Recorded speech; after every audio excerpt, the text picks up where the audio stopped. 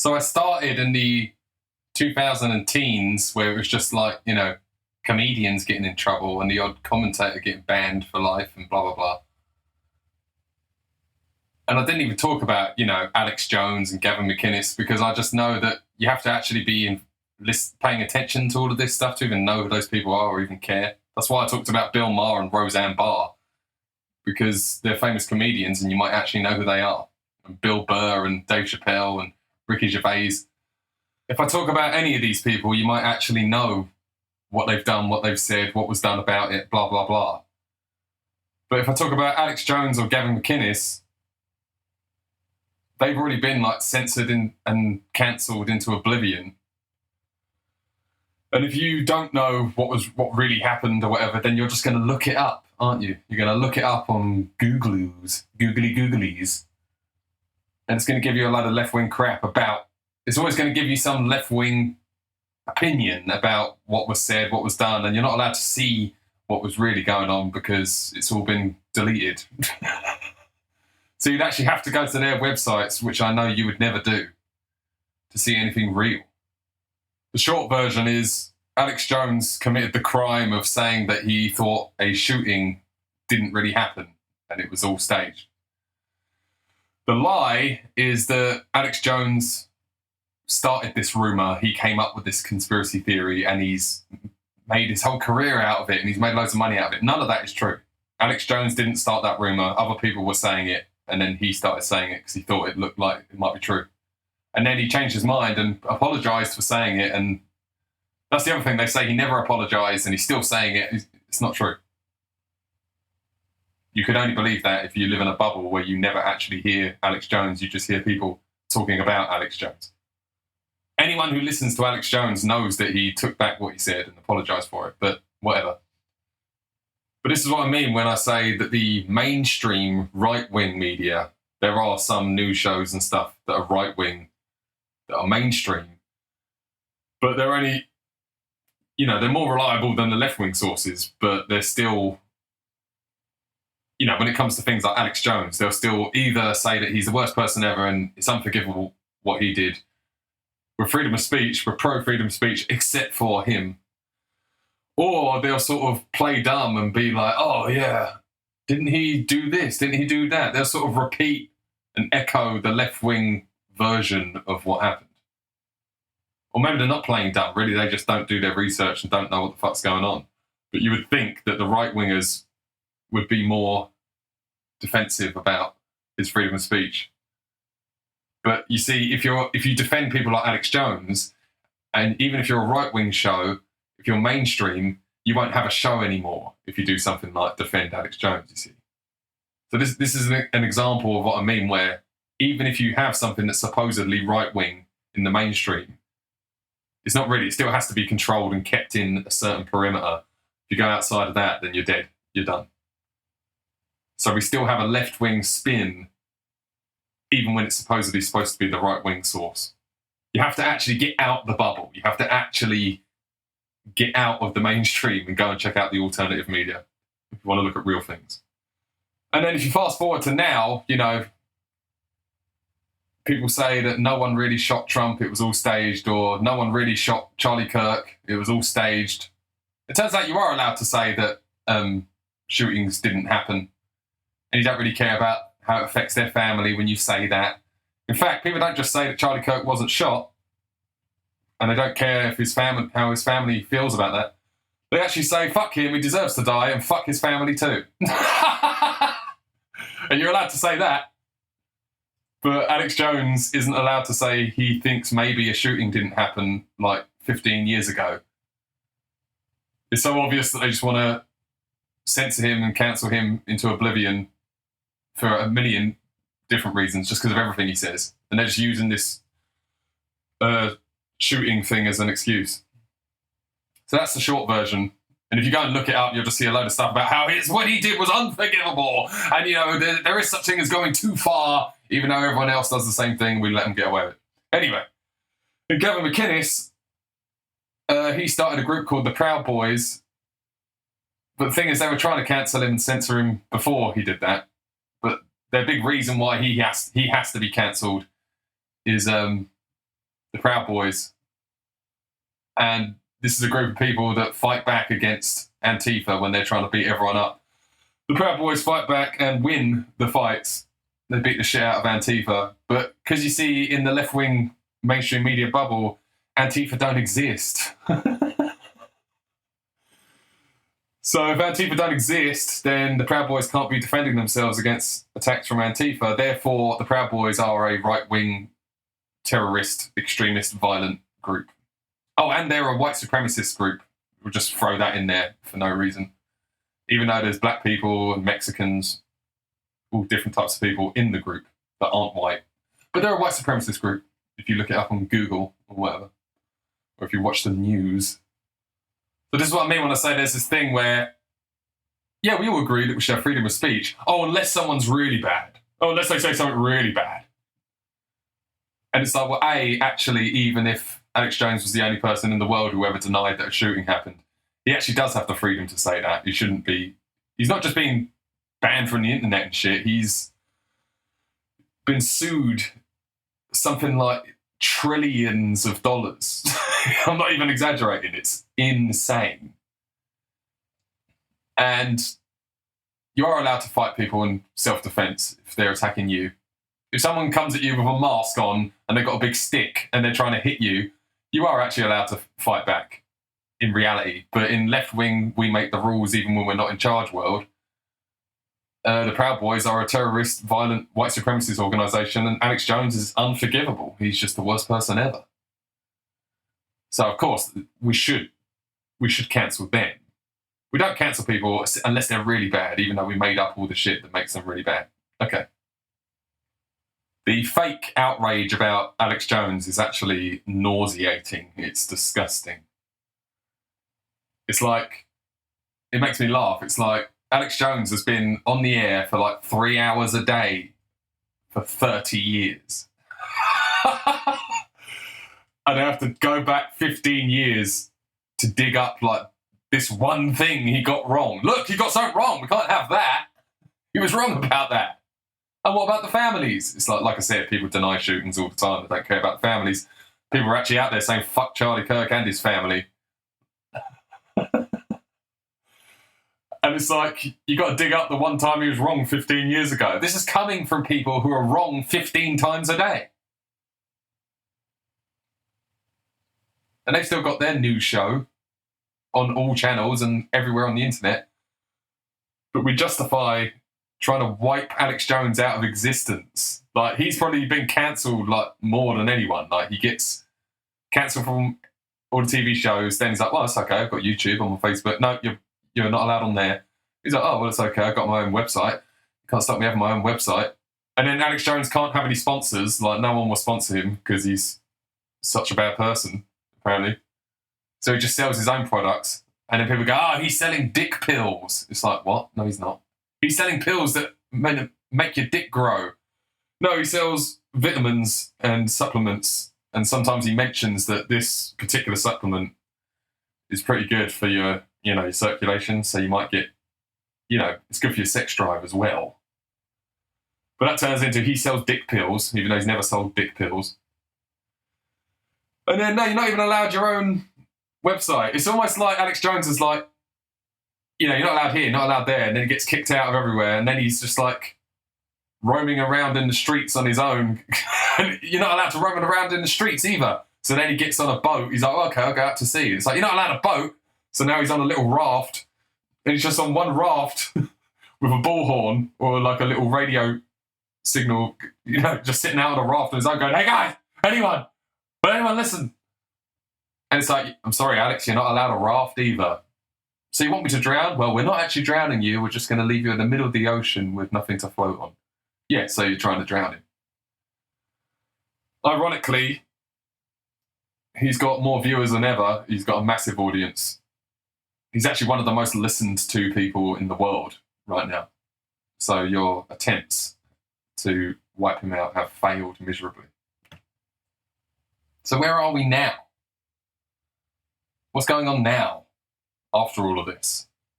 Now that Elon Musk has bought Twitter and called it X, and you're allowed to sort of say what you want on there, and now that COVID has sort of come and gone. The Joe Biden fake presidency is come and gone, and it's Trump part 2. This is where we are. Well, more and more people are starting to snap out of it and leave the bubble. And they're starting to check out the alternative media. Less and less people are actually paying attention to the left-wing mainstream media. They're starting to venture out more now. And just as I talked about with the conspiracy theorists and the bad stuff that is actually in the alternative media, there is a rise of this guy called Nicholas J. Fuentes. And he's getting more and more popular. And he's like a young guy. He's like the new generation. And he actually is far right. And he actually is pretty extreme. And does talk about the Jews a lot. But the thing is, he's getting more and more of an audience. His audience is growing. But just because loads of people are interested in what he has to say, that doesn't actually mean that that same amount of people are totally on board with what he's saying. Loads and loads of people checking you out doesn't mean that loads of people have totally joined your team and they agree with everything you say. So his growth in popularity doesn't actually mean popularity, but he is getting more prevalent and becoming more of the thing on the right. So yeah, if you look at it like that, you could say that the right is getting more extreme, but you could also say that a lot more people that weren't on the left or the right, and they were just sort of wandering around aimlessly and didn't know what they were doing, now they've become aware of the alternative media. They're checking everything out, and they're checking out Nick Fuentes. And checking him out isn't the same as joining his movement. But, you know, he is reaching a much younger audience than most other right-wing or left-wing commentators. So it's yet to be seen if this is just a phase or if he is the future or whatever. I just see it as much more people are much more open to hear different and controversial voices now, which is a good thing. Now, personally, I will say that Nick Fuentes is a little bit too extreme for me. Some stuff he says, I'm like, whoa, I don't know about that. Yeah, and he goes on about Jews, but he's one of the more intelligent people that seems to make sense when he talks about it. He's worth listening to, I'll give him that. I mean, if you're stuck in the left-wing bubble, if you hear someone speak that's even slightly right-wing, it will like hurt your ears. You'll be like, oh my God, this is terrible. Oh my God, this is so awful. Oh my God. So if you actually heard a far-right person like Nick Fuentes, it would probably make you faint. You'd probably lose consciousness and have a fucking fit on the floor, and you need hospital medical attention. But I can listen to Nick Fuentes quite comfortably. I'm quite comfortable listening to people. In fact, when I listen to the left talk, it's actually a little bit more difficult for me to listen to. But yeah, what I'm saying is, where we are at right now is we are heading in a direction that is very pleasing to me. It looks like we're going to end up exactly where I want to be.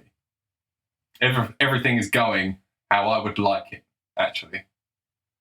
What do I want out of all of this? I've just spent hours banging on about how it shouldn't be and how I don't like it and how it's unfair and how it's wrong and how it's corrupt, and the left are just bullying their way to the top and elbowing people out of the way and then denying that they're doing it, and you're imagining things and you're a crazy conspiracy theorist and they just gaslight you.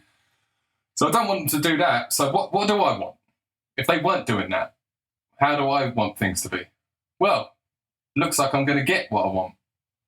Where things are going is we're going to end up in an area where the public debate, the general ideas and thoughts that are being tossed around in the general public, what's up for grabs, what's going on, the general debate is going to be between the right and the far right.